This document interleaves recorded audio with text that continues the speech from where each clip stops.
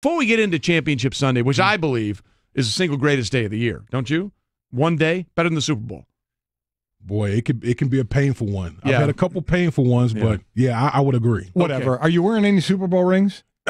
Since you brought that up. Yeah, okay. It's nice. And it's very shiny. Sorry it was so painful for you when it didn't go well in the AFC Championship game. Oh, my heart bleeds for you. We want to ask you this question. You're a dog person, right? I am. How many dogs do you have now? 5. 5. And you just got 2 more. You were talked into 2 more? Yeah, I was coerced into 2 more. Yeah. So now the total is 5. Okay, because we have a running feud with our producer, the bearded wonder. Stanzik doesn't like dogs. He's a dog hater. Yeah. And Really? Doesn't like 'em. he was upset Damien, that that's not true. I It is don't know if 100% true. I don't know if I can trust a guy. I'm with you. Who doesn't like dogs. Completely agree. I saw him kick a dog last week. Oh, no, that's That's not not true. true. That's is not that true? No, that's not true. That's That is not That true. never happened, Damien. That is not true. But We we are looking for a new producer. We are. Send your resumes to Not a lot of applicants, huh? Send your resumes to Dan Stanzik at ESPN.com. He'll review them for his replacement. But we spent the start of this hour talking about this story that came out that most dog owners would rather hang out with their dogs than people. And we went on. We were sharing our stories, and Stanzik gets in here. That's 7.5 minutes. That's enough on the dogs. So we put it out there on Twitter. Are you Team Dan or Team Dog? And Team Dog is slaughtering him right now. Who doesn't love talking about their dogs? Yeah, see, when you're around people, people always want to talk about like their problems, and I don't want to hear any of that. No, like, exactly I just right. want to just kick back, chill, hang out. My dog is loyal to me to the end. Yeah, and to you, the and very you know end. what? You can tell your dogs your problems, and you're not going to say anything back. He's not going to say anything back. Nothing. Yeah. I'm going to get nothing but love in return. Exactly. So, again, send in those resumes to Dan Stanzik at ESPN.com. Looking for a new producer. Or we're going to make him adopt 5 dogs. Yes, that's exactly make right. Stanzik adopt 5 dogs. Speaking of dogs, there's been one team that has been playing that underdog card. Oh, yeah. And that would be the Philadelphia Eagles. They are once again going to be an underdog at home as the number 1 seed, which is bizarre and ridiculous and all that kind of stuff. How much do you think, though, that kind of fuels people's fire? Look, I don't think you guys were ever the underdog in New England. Well, no, you were against the Rams. You were in that Super Bowl, right? Yes. Yeah, they were in that Super Bowl. Yep. You were clearly the underdog there. Yes. How much did you guys use that as motivation?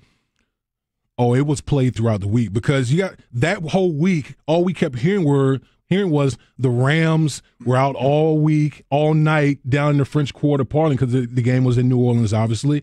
And they had beaten us during the regular season 14-7 in right, in Foxborough. Foxborough. It was Sunday a close night game. game. It was kind of a bloodbath type of game. So we knew it was cold that game. We knew if we saw them again, we felt like we could beat them. But clearly Vegas and everybody else didn't believe that we could beat them. I think we were like 13-point underdogs or something like that. So we just kept playing. That was a theme the whole week. And obviously we came out on top. People always say, why do the players need extra motivation, especially in any game, let alone a championship game? Shouldn't they already be motivated enough by trying to get to the Super Bowl? I try to explain why it certainly can help, but you lived it. You were there in how it can boost your team. Well, who likes to get disrespected? I enjoy it on a daily basis. Yeah. He does it to me every day, and I show up every morning. Honestly, who likes to be disrespected? Who likes for everyone out there to tell you that they're better than you, that you basically have no chance of beating the opponent? No man wants to get disrespected like that. So, all of a sudden that plays into your ego. Wait a minute, I'm a professional like he's a professional. I put my pads on like he put his pads on. So, yeah. So when you hear that type of noise, yeah, it's going to motivate you to want out there and go get it done. Yeah, Damien Woody with us. Doug Peterson, the head coach, has embraced that. I mean, he stood up at the podium after that game and said, how long has Carson Wentz been out? A month? They've had to put up with you guys sitting there for a month telling them they don't have a chance. I'll go to war with every one of those guys. And they must love that in the locker room. There's nothing, quite honestly, better. There's nothing better when the players can rally amongst themselves and say the outside world is against us right now. Let's all huddle together. It is. It's like with Philadelphia. It's like Philadelphia versus everybody. Yep. That's really their. They really could make a shirt about that, Philly versus everybody, because it seems like every week most people are picking the opponent over Philly, and they're just eating it up right now. They'll eat it up all the way to the Super Bowl. So let's look at that game for a moment, especially an area where people need to watch. And again, it's not the sexy part of the game, but You play basically all positions on the O-line, but go back to the interior part of your career, the guard and center time. And now as that Minnesota offensive line is getting ready for a young man named Fletcher Cox. You have the Aaron Donald, who is the lighter, quick version, and then you have Fletcher Cox, who will just mow you down, and he's so good. So talk about preparing for a guy like that. Listen, you're confident as a player, I get it, but man, one of the best is coming in. Well, throughout the week, you're breaking down tape and you're watching all these games of that particular opponent. So I'm sure the Minnesota guys have seen clip after clip after clip of Fletcher Cox just tossing people, mowing over people. So in your mind, it's like, boy, I better bring my A game because I'm not trying to be on his highlight reel because that's the type of player that Fletcher Cox is. Like, he can embarrass you out there. So everyone wants to talk about the quarterbacks and all those type of things. The shiny objects, the flashy things.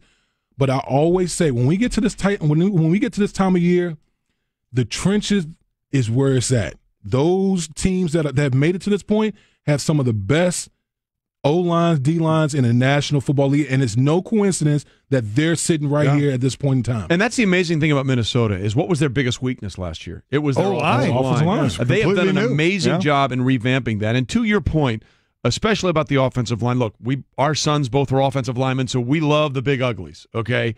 Last year's Super Bowl was the Falcons and the Patriots. They were the two teams that had the most snaps together with their 5 starters on the offensive line. So the quarterbacks and the receivers, look at the shiny toys, and they run around and do wonderful things. But at the end of the day, if you don't have that unit working together, you have no chance. And that's what's amazing about both of these teams, okay? Because you have the Vikings who have rebuilt their offensive line in 1 year. By the way, that one block that Riley Reif had on that one play where he just torched somebody on one of those touchdowns was amazing. And then you look at the Eagles. They arguably lost the best left tackle in football in Jason Peters. He went down, was that the Monday night game? I think it was, against Washington. It was a Monday night game, and they put in Halapuli Vaitai, and he comes in there. No, he's not as good or never will be as good, but they found a way to be resilient. On that offensive line unit, that is the most tied together unit in all of football. When someone like Peters goes down, what's said in that locker room and in that team, that room meeting with that position room with you guys saying, hey, man, we lost our guy, but we still got to find a way. Well, to let a lot of people know out there, the offensive line is like a unit unto itself. Mm-hmm. Like it's the whole team, and then it's the offensive line. So when one of our brethren goes down, I mean that it cuts you deep. But you also know that we're not the ones to ever make excuses. We only get called out when it's something bad. We never get adulation or anything like that. So it's literally, okay, man, we lost a good one, but we don't have time to slow down. You got to, whoever the next man up is, you got to slide in there and make things happen because, man, right now you're one game from the Super Bowl. Yeah, no doubt the O-line, the most paranoid group on the field. There's absolutely because everyone is always looking. First of all, guys like you always say we hold. People say we're the least athletic bunch on the field, which I always tell people, to me, we're the most athletic because we're dealing with guys who are lighter, and they're having a good game if they get a sack. Right. One play out of 70 snaps, they had a good game. Yeah. So, and you had a bad game. And we don't rotate. Right. Yeah. We don't rotate. We're out there every snap. Every day you're hustling. One day, see, as you can tell, it's brewing in it's brewing in me. Like I have a lot of frustrations to get out because I don't think people really appreciate offensive linemen. You only hear your name if you get a penalty. Exactly. Or the rarest of occasions you come in as to tackle eligible. Right. Otherwise you toil in silence and you get slammed on every play. It really is stacked against you. As much as he stacks it against me, it's much more stacked against you. There's no question. That's what they get for holding every play.